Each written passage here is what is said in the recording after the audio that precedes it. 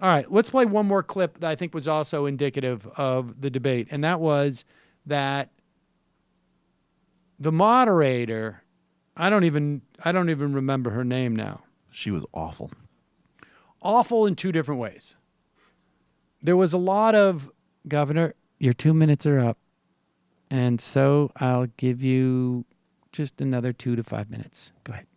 Like there was a lot of that, except for she didn't say the second part. She just said your 2 minutes are up, and Pence just kept going, and I don't know what it was about Lester Holt that you were at least aware that maybe Trump was just a little bit more brash about sort of walking all over the moderator, but maybe because they were sitting down, it just felt more like a conversation.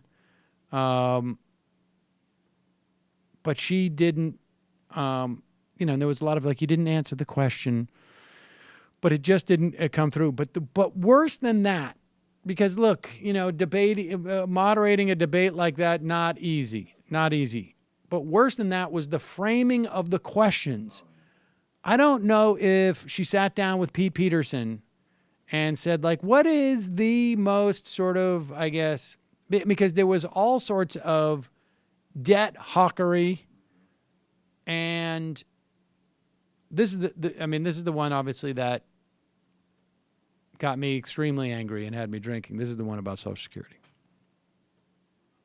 On the issue of Social Security, in 18 years, when the Social Security trust funds run out of money, you'll be 76. The Committee for a Responsible Federal Budget estimates your benefits could be cut by as much as $7,500 per year. What would your administration do to prevent this cut? First, we're going to protect Social Security, which was one of the greatest programs that the American government has ever done. It happened at a time when you would work your whole life, raising your kids, working, being a little league coach or a Sunday school teacher, and then you would retire into poverty. And Social Security has enabled people to retire with dignity and overwhelmingly not be in poverty. We have to keep it solvent, and we will keep it solvent. And we'll look for strategies like adjusting the payroll tax cap upward in order to do that. Here's what Hillary and I will not do, and I want to make this very plain. We will never, ever engage in a risky scheme to privatize Social Security. Donald Trump wrote a book, and he said Social Security is a Ponzi scheme, and privatization would be good for all of us.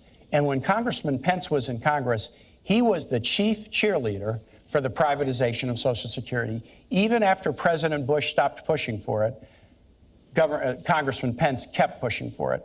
We're going to stand up against efforts to privatize Social Security, and we'll look for ways to keep it solvent going forward, focusing primarily on the payroll tax cap. Governor Pence, I'll give you an opportunity to respond. Well, thanks, Elaine. There they go again. Okay.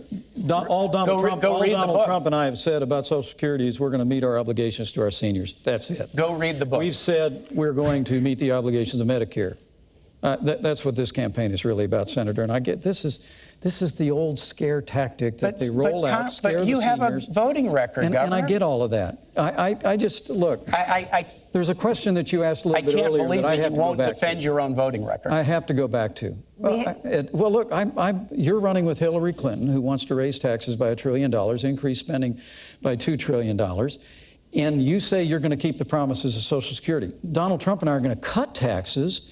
We're going to reform government programs. You're going to raise taxes on the middle class. So we can meet the obligations of Social Security and Medicare. All right. If we stay on the path that your party has us on, we're going to be in a mountain range of debt, and we're going to face hard choices. Gentlemen. All right. So, I mean, obviously, the Social Security, the notion that this is written in stone, all that needs to have happen is that to avoid a 22 to 24% cut that would take place following the trust fund shrinking, and it's not even quite clear that it's going to happen at that point, but let's just assume that it would, is increase in taxes. Because here's the thing, ladies and gentlemen, we're not going to be able to fund anything if Congress doesn't pass a budget that we're going to see cuts across the board on everything because the country grows and budgets must be increased. That's just the bottom line. But to single out Social Security in that way, and it also strikes me as Kaine, just wasn't the type of guy to go to press the point even more. I mean, he brought it up. Pence said it's not about this, but Kaine should have just gone further. It's not just a question of you're going to raise taxes on the middle class. The issue is you're going to cut taxes for the wealthy over and over again, and you're going to do it at the expense of all these things. You have no plan when you say about Social Security and Medicare, and you've changed your tune on that.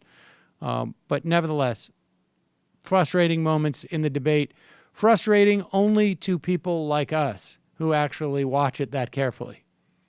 When the vast majority, honestly, like the vast majority of people who watch it are going, oh my God, this is boring. Yes. Jesus Christ, where did they find these people? Right. Hey folks, Sam Seder here. I just got back from a company-wide meeting. Accounting is really coming down on me hard. We need to get to 100,000 subscribers as soon as possible. So please enjoy this channel. Subscribe right down there.